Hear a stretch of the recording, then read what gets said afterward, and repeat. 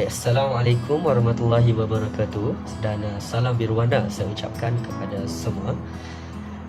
Pertamanya anda bersama saya pada kali ini, di mana saya akan menjelaskan sedikit sebanyak berkenaan dengan percukaian dan juga zakat yang ada di Malaysia ini. Baik, secara umumnya zakat ini merupakan kaitan rapat dengan agama Islam dan merupakan kewajipan kepada setiap Muslim yang cukup syarat. Manakala cukai pula adalah berkaitan dengan kerajaan, di mana setiap rakyat Malaysia yang mempunyai pendapatan akan dikenakan cukai dan diwajibkan cukai. Jika tidak membayar, akan dikenakan tindakan undang-undang. Secara ringkas juga, saya dapat definisikan zakat ini sebagai salah satu kaedah mengeluarkan harta yang tertentu dengan kadar yang tertentu, mengikuti syarat-syarat yang tertentu untuk diagihkan kepada golongan yang tertentu. Zakat ni boleh dikatakan sebagai fardu ain ke atas setiap orang Islam yang memenuhi syarat-syarat wajibnya. Dalam surah An-Nur ayat ke-56, Allah Subhanahu Wa Taala berfirman, A'udzubillahi minasyaitonir rajim.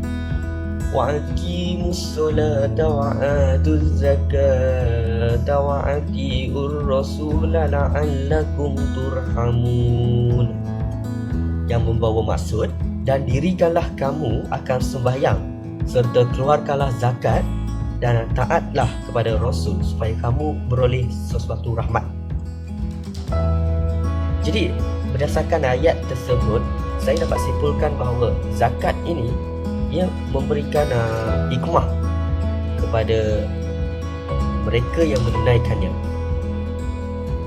Zakat ni seperti yang kita sedia maklum merupakan rukun Islam yang kelima. Jadi antara hikmah dan tujuan Allah Subhanahu Wa Taala mensyariatkan zakat adalah untuk mengagihkan sebahagian kecil kekayaan daripada golongan yang berada kepada golongan yang kurang berada. Selain itu, hikmah Allah Subhanahu Wa Taala mensyariatkan zakat juga adalah bertujuan untuk mewujudkan sifat bersyukur terhadap nikmat yang dikurniakan oleh Allah Subhanahu Wa Taala dalam kalangan golongan yang berada terutamanya. Selain itu, kita juga dapat lihat bahawa hikmah zakat ini dapat mengurangkan perasaan iri hati dalam kalangan golongan yang kurang bernasib baik terutamanya. Dan zakat juga dapat mewujudkan perhubungan antara hamba dengan Allah Subhanahu Wa Taala di samping perhubungan antara manusia dengan manusia. Melalui pembayaran zakat, ia akan memberikan masyarakat satu cara untuk menguruskan ekonomi dan kewangan yang diredai oleh Allah Subhanahu Wa Taala. Selain itu juga, ini bagi saya paling jelas yang dapat dirasakan oleh pembayar zakat, di mana sekiranya seseorang itu telah membayar zakat, ia akan melahirkan rasa tenang dan tenteram, terutamanya dalam hati dan jiwa pembayar zakat itu sendiri. Pendek kata, zakat ni merupakan salah satu elemen yang termasuk dalam elemen-elemen perancangan kewangan Islam terutamanya. Dalam konteks tersebut, zakat ini dikategorikan sebagai pembersihan harta, atau dalam bahasa Inggerisnya wealth purification, yang kerana term bahasa Inggeris ini sering digunakan dalam pembelajaran Islamic Financial Planning. Jadi zakat ini, kalau kita lihat secara umumnya, ia mempunyai banyak jenis yang ada di Malaysia. Antaranya zakat pendapatan, zakat perniagaan, zakat saham, zakat wang simpanan, zakat emas dan zakat KWSP. Tak lupa juga zakat pertanian. Kalau kita tengok berdasarkan jenis-jenis zakat yang ada di Malaysia ini, ianya mempunyai pengiraan yang berbeza dan mengikuti pengiraan dalam sesebuah negeri itu sendiri. Bergantung kepada negeri itu macam mana negeri itu mengira tentang zakat-zakat tersebut. Namun saya nak jelaskan satu perkara berkenaan dengan zakat saham, di mana kalau kita tengok kebanyakan daripada masyarakat Malaysia banyak menggunakan istilah zakat saham itu merupakan satu kaedah untuk menghalalkan forex trading. Kita kena ingat, wahai sahabat, forex trading itu selamanya akan haram, tidak akan menjadi harus. Kerana yang harus hanyalah forex exchange, di mana pertukaran mata wang dilakukan secara berhadapan dan juga pada waktu itu juga, bukan seperti apa yang dilakukan oleh transaksi forex trading. Dan jika kita lihat, cukai pula secara ringkasnya ialah biaya yang akan dibayar oleh individu ataupun syarikat secara berwajib kepada pemerintahan sesebuah negara seperti mana yang ditetapkan dalam undang-undang. Ianya bertujuan agar pemimpin dapat melaksanakan tugas-tugasnya, terutamanya dalam menjalankan pemerintahan melalui perbelanjaan yang banyak dikhususkan kepada rakyat terutamanya. Setiap orang yang bekerja di Malaysia diwajibkan untuk membayar cukai pendapatan, dan semua jenis cukai dikenakan, termasuklah keuntungan daripada aktiviti perniagaan dan juga dividen. Walau bagaimanapun, tempoh penginapan anda di Malaysia dan jenis pekerjaan yang anda lakukan akan menentukan kategori cukai yang mana yang akan anda masuki.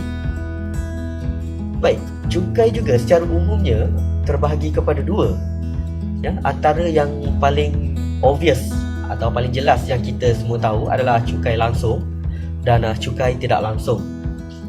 Salah satu cukai langsung ni saya boleh bagi contoh adalah cukai pendapatan, yang saya rasa tidak asing lagi dalam kalangan rakyat Malaysia.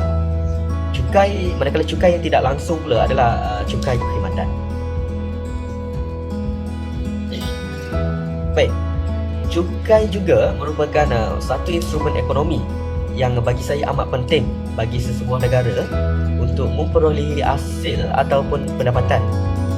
Hal ini kerana hasil daripada cukai yang digunakan oleh kerajaan itu untuk mentadbir ataupun menguruskan negara, dan juga maksud saya menguruskan negara dari segi perbelanjaan pembangunan negara terutamanya. Dan cukai yang dikutip di ini akan dibelanjakan oleh kerajaan bagi tujuan, kita kata tujuan keselamatan, pembangunan fizikal dan infrastruktur seperti jalan raya, hospital, sekolah, dan tujuan membangunkan ekonomi serta tujuan membangunkan sosial seperti perkhidmatan kesihatan, pendidikan, kebajikan rakyat, dan banyak lagi. Kalau saya sebutkan kesemuanya pasti akan memakan masa yang banyak. Oleh itu, kita kena faham apa itu cukai dan ke mana hasil cukai itu disalurkan, ya. Jadi hasil cukai yang diperolehi daripada rakyat melalui cukai yang kita sebagai individu perlu bayar, ataupun cukai dalam bentuk kumpulan yang perlu dibayar seperti cukai syarikat dan sebagainya, adalah bertujuan untuk dimanfaatkan oleh kerajaan untuk kita juga. Maksudnya hasil kutipan cukai itu dari kita yang memberi akan diberikan kepada kita juga. Maksudnya manfaat daripada cukai itu akan diberikan kepada kita balik. Jadi dapat saya simpulkan adalah perkara ini merupakan perkara yang berbeza antara cukai dan juga zakat. Kerana kita dapat lihat cukai ini dipungut daripada semua warga negara. Kerajaan memungut cukai untuk keseluruhan pembangunan negara, manakala untuk zakat pula ia dikenakan kepada umat Islam terutamanya, yang bertujuan untuk memantapkan sosioekonomi umat Islam itu sendiri. Dan berdasarkan pembelajaran yang berkenaan dengan topik tersebut, saya kira saya dapat aplikasikan dalam kehidupan seharian saya. Sebagai contoh, saya kata zakat lah. Zakat ini dapat menyedarkan saya tentang pentingnya umat Islam itu untuk melaksanakan, di mana sepanjang pembelajaran saya, pensyarah saya, Dr. Ali terutamanya, telah memberikan penjelasan berkenaan dengan kepentingan seseorang Muslim itu untuk menunaikan zakat. Dan jenis-jenis pengiraan zakat juga yang saya belajar, saya dapat aplikasikan dalam kehidupan saya, di mana saya dapat mengagak berapa zakat yang perlu saya bayar, dan sedikit sebanyak dapat membantu saya dalam merancang kewangan saya dengan lebih baik lah, saya boleh katakan. Berkenaan dengan topik cukai pula, kita dapat lihat cukai ini merupakan satu instrumen yang saya kira penting kepada pembangunan ekonomi negara terutamanya. Dan pelunasan cukai juga merupakan sesuatu yang menyusahkan. Kalau kita kata rakyat Malaysia ramai menganggap pembayaran cukai ini merupakan sesuatu yang menyusahkan. Jadi melalui pengetahuan yang betul, melalui pembelajaran dalam topik ini, ia memberikan kelebihan kepada saya untuk membantu saya untuk memudahkan merancang pembayaran cukai dan mengasingkan jenis-jenis cukai yang saya bakal bayar. Oleh itu, saya rasa setakat ini saja penjelasan saya. Sekian, wabillahi taufiq wa hidayah. Assalamualaikum warahmatullahi wabarakatuh. Terima kasih.